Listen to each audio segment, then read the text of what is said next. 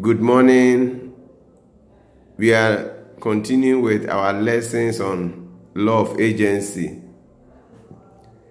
Today, we are going to consider the principal, agent, and third-party relations. And then we shall also look at termination of agency. Now, principal, agent, third-party relations. Remember, we have already learned under law of contract about privity of contract, where we said that if you are not a party to a contract, you cannot enforce it.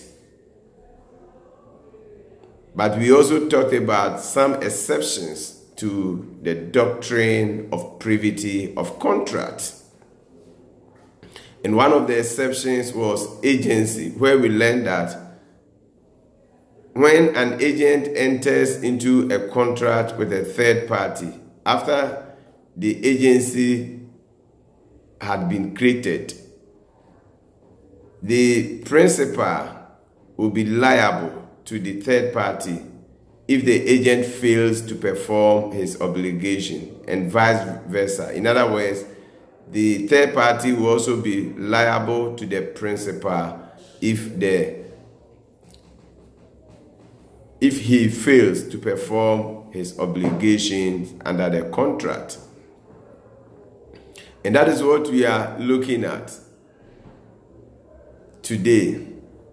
The first thing you have to take note of is that the principal becomes a party to the contract that the agent enters into with the third party if the agent acted within his powers. Remember, we have learned that the principal grants the agent authority to act on his behalf.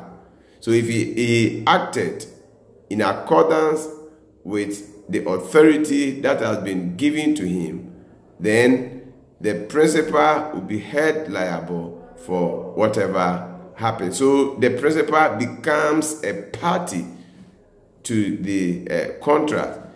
In other words, once the agent enters into a contract with a third party and is within the agent's power, the agent will not be held liable for whatever happens. So whatever liability that the principal owes to the agent will certainly be spelled out in the contract between the agent and then the third party. Now, the first thing we are looking at is the principal's liability to the third party.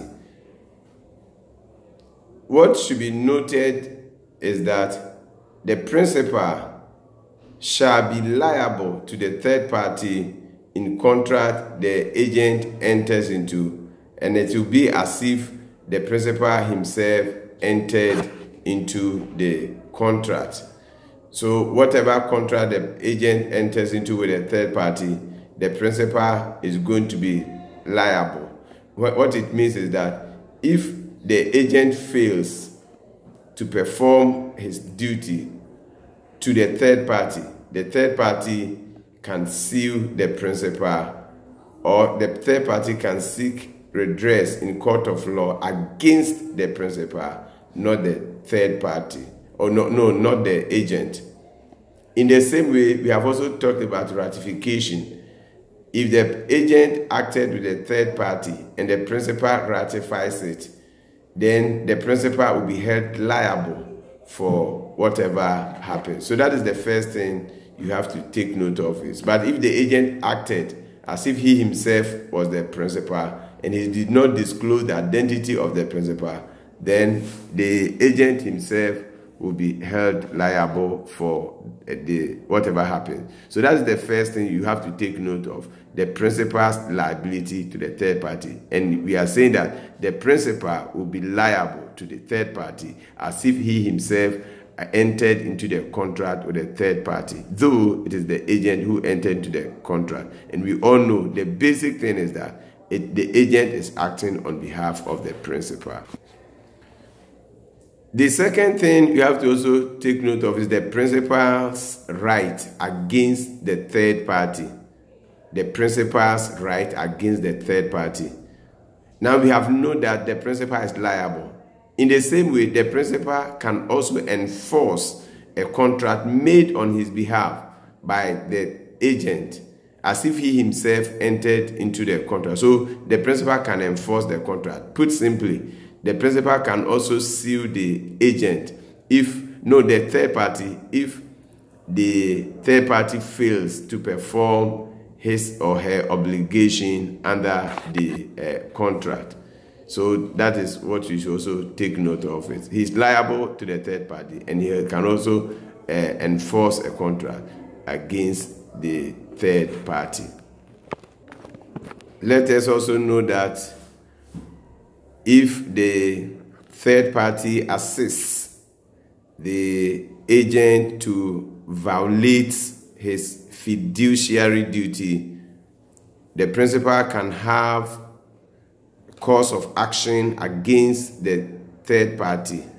So if he pays bribe, if he coerces, or whatever the case might be, against the principal can have a cause of action against the third party.